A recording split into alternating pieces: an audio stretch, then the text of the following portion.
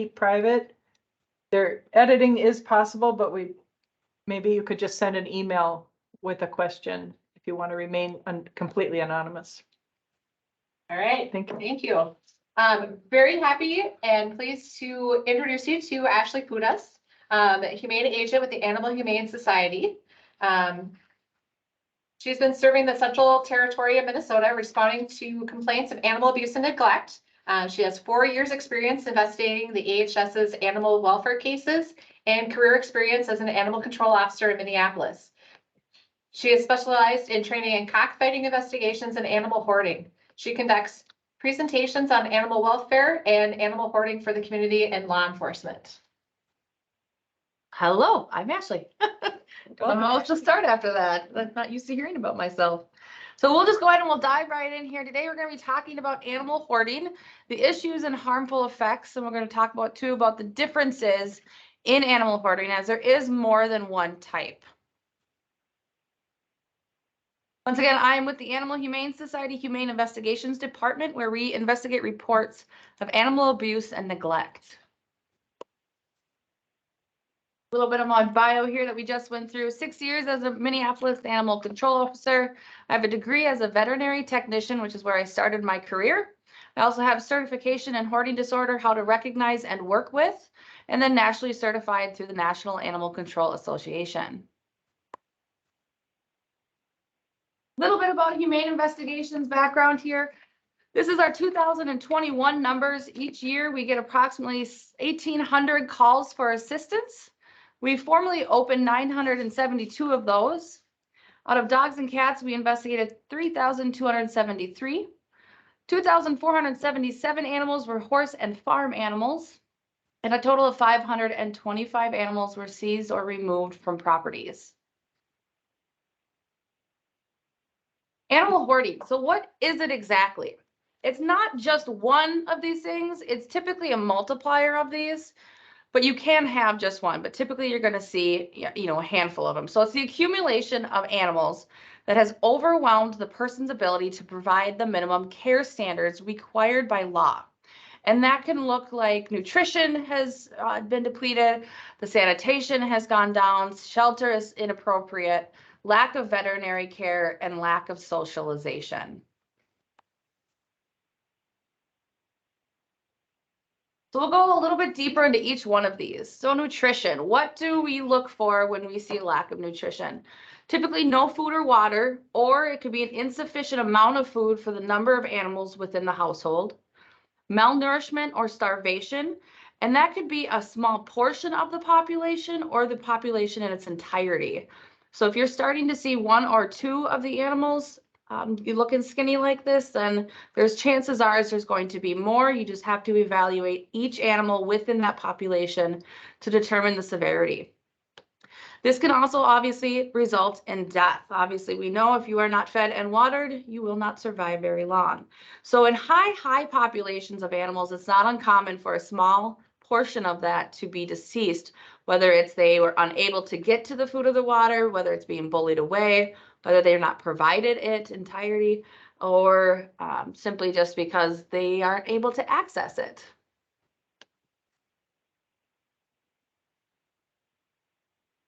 Sanitation. Sanitation obviously comes into a variety of circumstances. So a few different pictures here. We have one particularly which has a multitude of carriers. It's not uncommon for you to see carriers stacked upon other carriers with multiple animals within. The conditions are typically extremely overcrowded. The carriers or cages will be stacked. The animals are kept in their own urine or their excrement. And the floors, furniture, and countertops are covered in feces and urine. When you're dealing with a high population of animals, it's not uncommon to walk into a home and find a very squishy carpet. That squishy carpet is typically that way because of urine and feces. So with situations like that, obviously you're going to find lots of diseases. You're going to find lots of parasites, and there's going to be a multitude of health issues that you're going to find along the way, whether it be with the animals or with the owner themselves as well.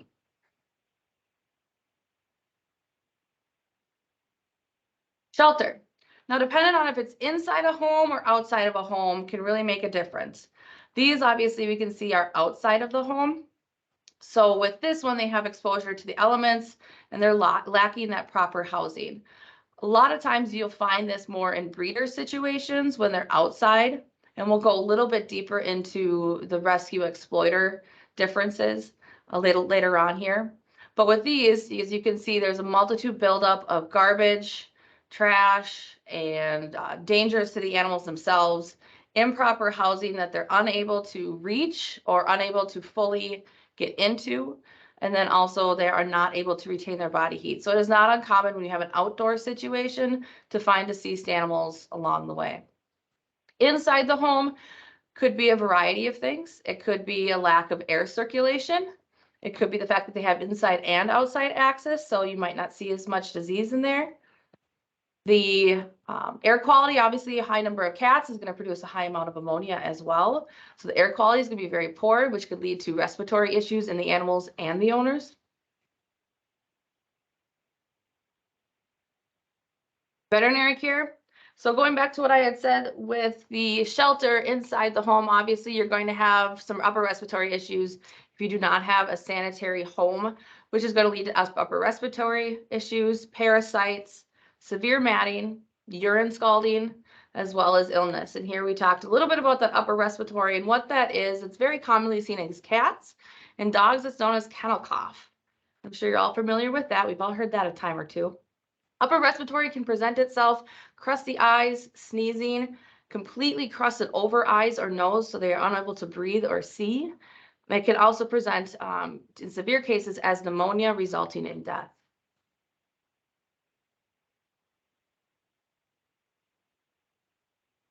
Socialization. It's not uncommon when you have high populations of animals to have some that are socialized and some that are not. You're typically going to find that there's a few favorite in the house that are very socialized, and then there's a few that obviously have not received that proper socialization in that prime time of 8 to 12 weeks. So they are going to be very reclusive and fearful. Sometimes they can go completely catatonic. Animals that don't know how to handle unfamiliar, uncomfortable situations are often found spinning in circles. You're going to see the spinning in circles a lot more when they're caged versus when they're free roaming. When they're free roaming, likely they'll just try and run away from you.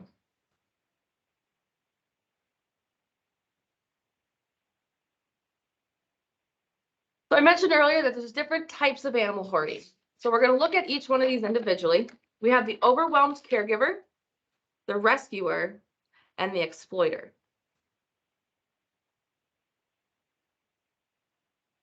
So let's take a peek at Mike. Mike here is an overwhelmed caregiver. He has a very strong attachment to animals. He's socially isolated, often believes the situation was caused by a change in circumstances, whether that be he lost his job, he lost a family member, his car stopped working, so he's not able to get to the store to get food for the animals.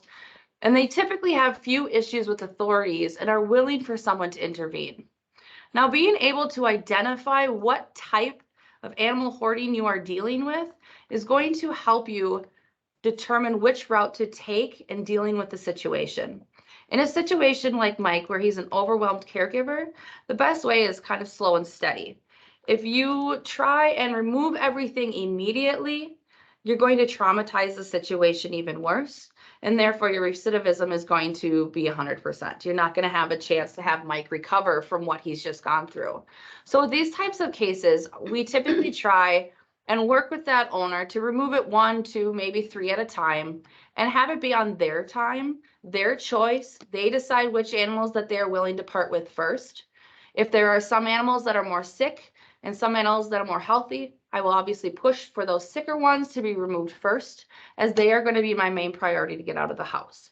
Now, obviously, in these situations where I find that a majority of the population is either dead or dying or on the verge of, then yes, I will push for a more immediate removal. However, that is my last resort when dealing with an overwhelmed caregiver, simply because I want to set that caregiver up for success in the long run. Now let's look at Bethany. Bethany is a rescuer, and what that means is that they believe they are the only ones that can adequately care for their animals. They start with the mentality of I'm going to rescue and adopt, but eventually that turns into rescue and keep. They may have an extensive network of enablers, people who say that they are going to foster these animals, but then don't, people who are providing them food as they send out a request, and then the veterinarians who will give them discounted rates for animals as well that they are bringing in, but not adopting out. They're not likely to live with the animals. And we'll show you a video here of Miss Bethany. She was a rescuer, and she did not live with the animals. They were actually in a warehouse. So it's not uncommon for this rescuer to have an offsite facility where they are keeping all of their animals. And they are in complete denial about the terrible conditions that they are subjecting these animals to.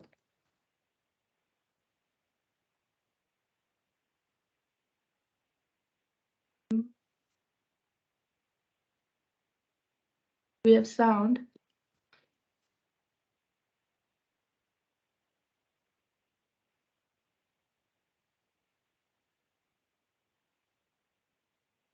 Give us a minute while we try and figure out this sound here.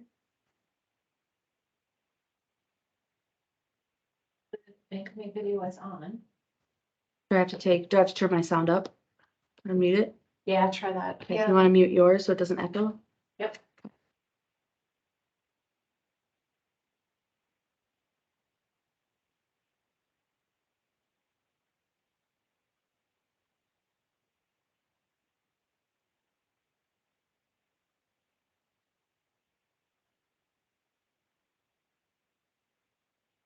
Probably not.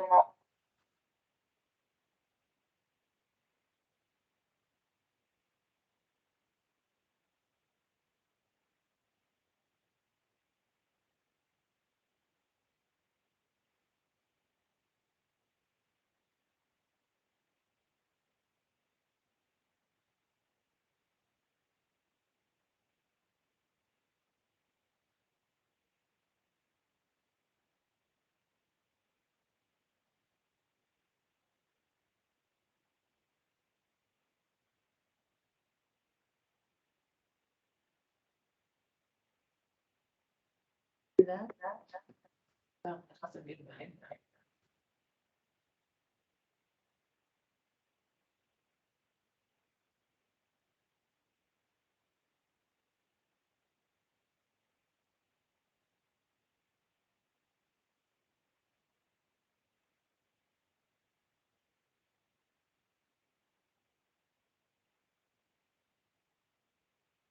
So we can skip it.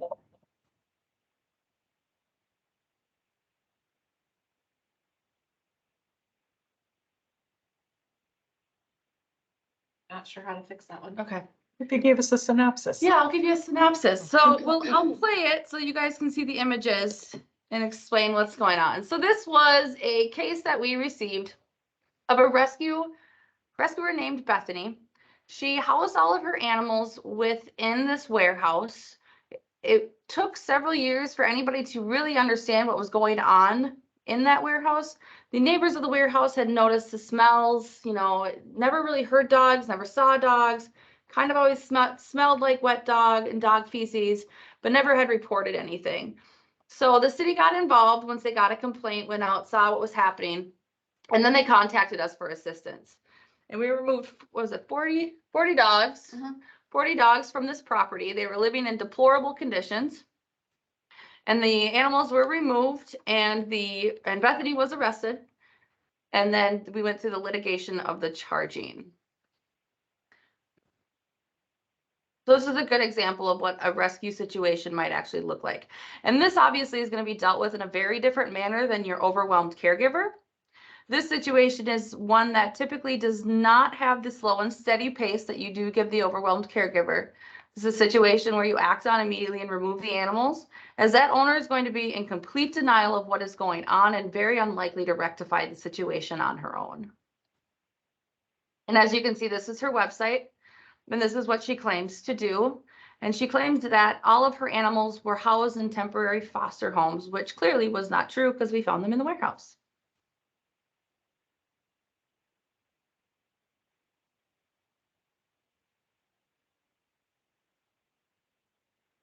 And she keeps talking. Our next one is the exploiter. We all know who the Tiger King is. He is a perfect example of an exploiter. So what that means is he's really unconcerned about the welfare of the animals, denies that a problem exists. They're typically very manipulative and cunning. They can have a very superficial personality. They acquire animals for their own purposes, and they may lie, cheat, or steal without remorse in order to continue what they are doing. So now if you guys all watched the Tiger King special, you're very familiar with how that looks. Now with this particular case, obviously he was obtaining animals to continue on his business, but in reality, he actually was struggling with animal hoarding. He was not able to say no to these animals. He was not able to provide them with the proper care that they needed. So he would go under the exploiter situation and be handled similar to what the rescue situation would be handled with, but a little bit more aggressive, simply because when you have an exploiter, your chances of reaching a felony level is greater.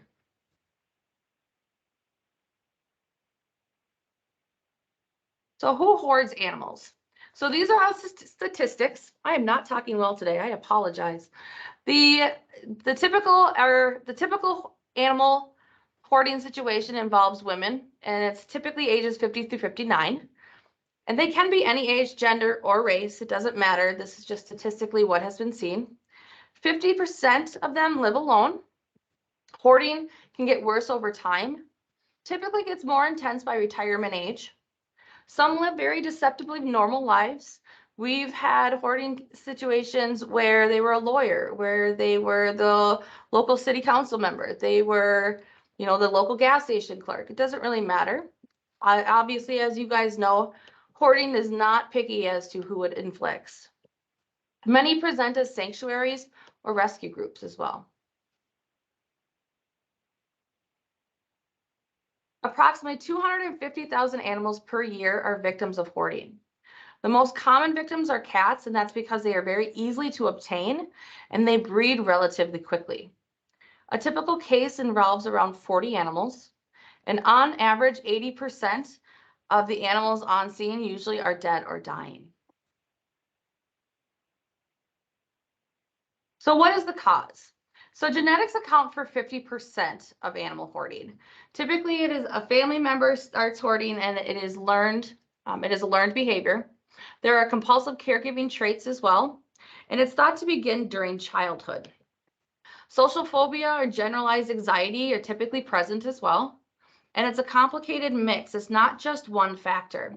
A lot of times this stems from a personal or physical trauma that the person has gone through, whether that be a car accident, a loss of a job, a loss of a spouse, a major surgery. For example, I did have one resident who had a hysterectomy, and after that, every time she felt sad, she went and bought a new rat. Well, it's safe to say she ended up with about 50 rats within a very short time, and those rats multiplied to 100, and we had removed about 120 rats out of her home. So unknowingly to her, she was continuing a problem that she didn't recognize immediately and needed assistance to help with that. And once she was able to face that, we were able to set her on the right path to success and not getting rats anymore. Is hoarding a crime? It is a very severe form of animal cruelty. The animals actually experience long-term suffering and even death. If the animals experience pain or suffering, there is probable cause to be considered a crime. Now, unlike typical hoarding, you're going to have typically a misdemeanor offenses, maybe some ordinance violations involved. When animal hoarding is involved, you can rise all the way to the felony level, which could include jail time. So for prosecution, we talked a little bit earlier about how to handle those three different types: your overwhelmed caregiver, your rescuer, your exploiter. Prosecution is really a key factor in working with these cases. So law enforcement and prosecutors tend to know little about the laws simply because they don't utilize them often enough to be comfortable with them. The cases can be very time consuming and expensive. A lot of counties and cities don't budget for an animal hoarding case to come through their doors. The laws have little impact. There's nothing that's black and white about our animal welfare laws. They are very arbitrarily written, which means there's plenty of interpretations for them. The complications of removing and boarding the animals hinders the process. Anytime an animal is removed from a property, that owner legally has 10 days to try and get that animal back through the court system. And the judge typically gives minimal charges and sentences simply because they don't understand what is truly happening and what needs to be done to prevent this from happening in the future. So what can be done from a legal standpoint? So in situations involving a overwhelmed caregiver, ban owning any animals or having direct contact with animals. This typically doesn't have very good success with that owner long-term wise. So I like to push for having, the minimum of 3 and making sure there's the maximum, yeah, whatever city it is, the maximum, and then having that animal spayed or neutered. And then also setting them up with unannounced home inspections and mental health evaluations. And then another part that you could also add a request from your prosecutor is to push for mental health care as well. And also jail time. Jail time is something that I would push for those rescuers or those exploiters, not necessarily something I would push for a general caregiver, because that would not help the situation.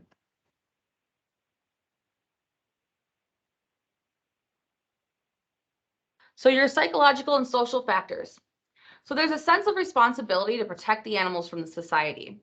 Triggering events may induce that behavior. As I mentioned earlier, the car accident, a loss of a spouse, those are typically triggering events that usually start with a couple animals and then produce the higher population numbers over time. The fear of removal animals that result in death. A lot of people think that once their animals are removed, they will just be euthanized, and that is very rarely the case. Compulsive caregiving. So as you know, the hoarding disorder is a very complex disorder. There's not one way to look at it, and there's not one way it starts. So with this one, typically a form of caregiving is usually at the base of that, and then it branches off from there. Cognitive behavior therapy tends to be extremely responsive, and about 70% respond very well to talk therapy. So that goes back to my earlier statement when I said looking at the prosecution factors, requiring some sort of therapy or talk therapy to help them long-term to prevent that recidivism. Without proper intervention, 100% of hoarding relapses. So has progress been made? Yes and no. So yes, because it's a growing recognition of that it's an actual illness. And people are starting to understand what hoarding is now. The educational opportunities for law enforcement and prosecutors have expanded greatly. I say no simply because we're still seeing it. It's still a learning curve as to how to work with these types of situations. And our laws don't fully support situations in order for us to be able to do intervention. So what is our role in hoarding cases? Humane agents and law enforcement complete seizure processes. The AHS, we provide equipment, the critical response team to remove the animals, transportation to the shelter, and the medical evaluations needed for prosecution.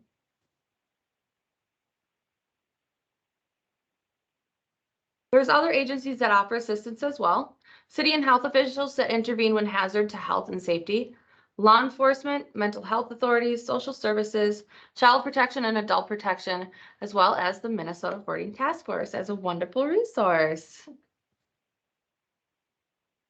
So here's an example of donkey hoarding. And as you can see, we've got 2 donkeys with some very curled hooves. There is starvation, emaciation, no farrier care, as well as a multitude high population. And AHS ended up removing these donkeys to go to foster. And these were the donkeys after foster care. Gorgeous. Right? Q&A. Do you have providers that specifically that name themselves as folks that will treat folks that are living with this? Or Typically, how do you connect people to that resource, or is that Yeah. not your role? 'Cause so you're unfortunately, the- that's not my role. Typically I'll work closely with the adult protection services. That's able to get them in contact with a mental health care provider that will either have a reference for them or someone that they are able to do within the office there. Any questions? If you have a question, just go ahead and unmute yourself and ask the question. So you said that in most cases, the animals aren't euthanized. Are they just Mhm. sent to a vet? But if there's like, that we had a case where there were 100 and almost 100 Mhm. cats and they all had to be euthanized. So is it sent to a vet or who determines? So anytime animals come to our facility, typically it's our Golden Valley location, that's our largest one. Each animal is individually evaluated for the adoption process. So it could be that they go home with a write-up that I am a little bit shy, but after a little bit of, warming up, I come out of my shell. Could be that they're a candidate for the Barn Cat program. We have several rescues that we work with as well that are part of Barn Cat. So if we have more feral cats within the population, we give them the opportunity to come and reclaim them as well. And then euthanasia is our last resort. Yep, we will try every avenue before we go to that step.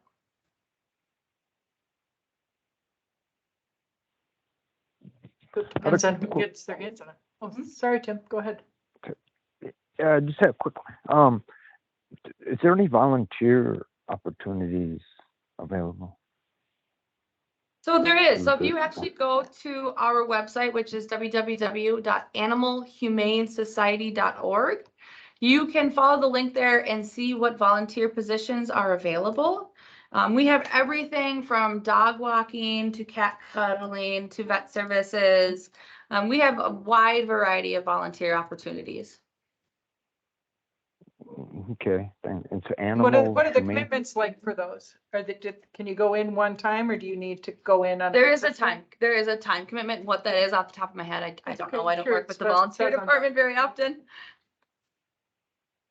Yeah, they do. They have quite a process of onboarding that and vetting that because they want to make sure that the people we bring on are sort of like employees where you want them to be, predictable there for the animals and be able to walk when we need them and show when we need them.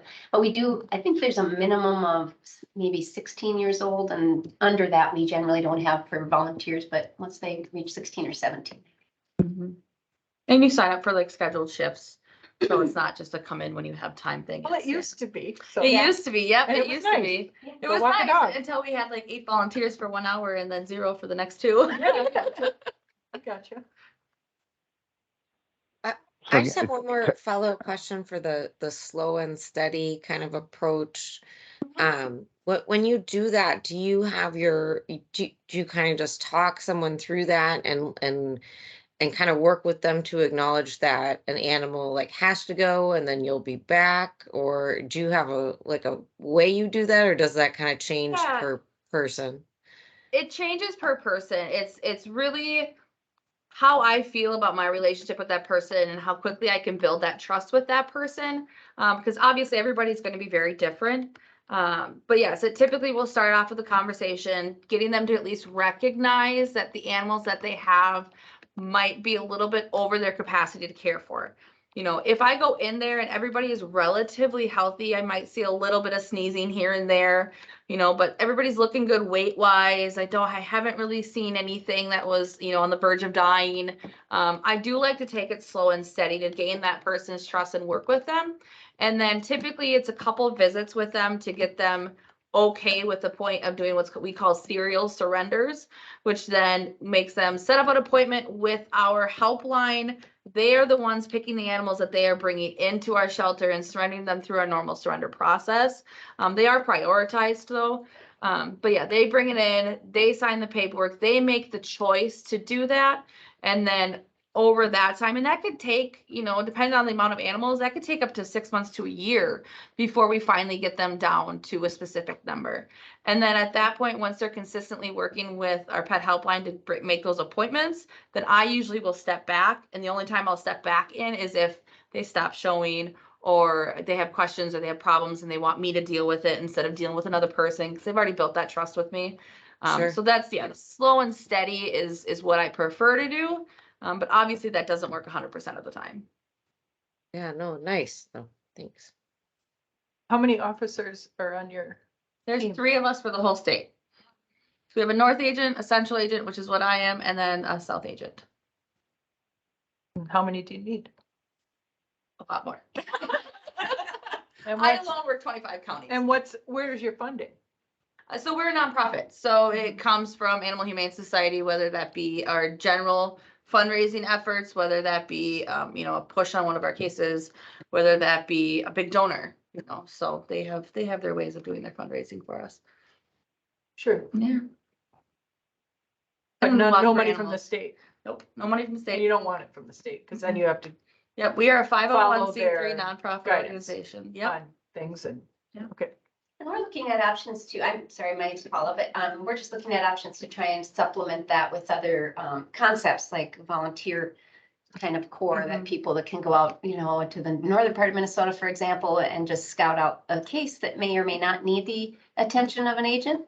So there Sure. are things that we're working on to expand the department's efficiency for these cases too, so.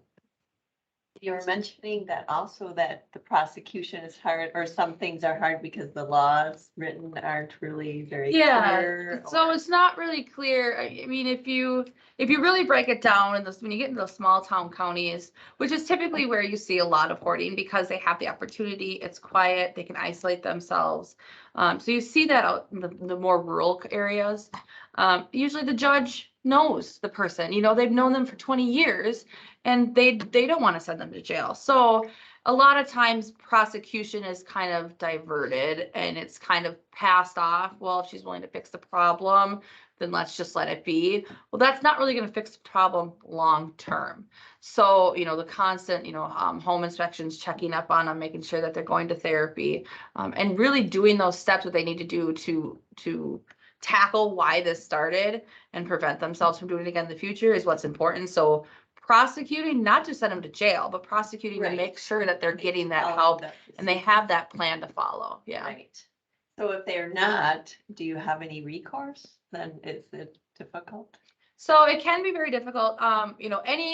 Any case, whether I'm going slow and steady or, the exploiter where, it's, yep, we're just gonna go in there now and take everything in charge. Any case that I have, I always write it up in anticipation of charging, because if it does get to that point where the owner is unwilling, I, at the end of the day, have to look out for the animals first. As much as I want to help that owner do good and, set them up for the future, at the end of the day, my main responsibility is the animals. And if they're not willing to make those changes, I will make those changes for them. And it's not going to be a great outcome, unfortunately. So going into it, I'll try and I'll work with them, but I'm always prepared from the beginning to move forward and push harder if I have to. And that can be very difficult. It can be very difficult. And yeah. also with just the number of employees you have, I mean, only having that to do that much follow-up is probably Yeah. pretty difficult. It is. And, as Paula mentioned, we are looking for volunteers to kind of do that kind of thing where we've established a relationship and we've brought them into that relationship and doing those follow-ups or driving by the house to see if that dog has a dog house. There's all sorts of things that we could use, help with for that. But our transport staff is amazing. So if there's it's not uncommon for me to come across an owner who just says, yes, I know this is a problem and I can't do it anymore and I need help, take them all. And if they have that, if they say, okay, then I'll jump on it and say, yeah, sure, let's do it. Let's plan a day. And, usually a couple of days before I'll say, how you feeling? Got any questions? What's going through your head? And then the day we show up, how you feeling? Got any questions? What's going through your head? And they make sure they're a part of that process. They'll point out, this is, Jasmine, this is Bella, this is Thumper, and they'll name everybody for me, and they have complete control of the situation. And if they need a break, they can take a break. And yeah, so it can go several different directions. Yeah, and it's the way, it sounds like the way you're handling it, Mhm. it makes it, and have a rapport and relationship that helps. At It least does. helps the It situation. does. Yes, it does. Yeah. So, I'm sorry, you probably mentioned this before. What is your work title, or My or title? what are they? Yeah, what are Yeah. the staff that you got on? I'm just curious. Yeah, so my official title is Humane Investigations Agent, and I'm employed by Animal Humane Society. And then we have 3 of us humane agents that work the state. And then we also have our what's called our critical response team. And that's made up of employees of Animal Humane Society, whether that's vet techs, animal handlers, or people in our behavior department that actually will come out and assist in the actual removal of the animals. So I have the opportunity to work with the owner the whole day and let the critical response team do all the caging and catching. And then I can work with that owner directly. So yeah, so that's my title. And then we have a few other, 3 other people that play with us sometimes.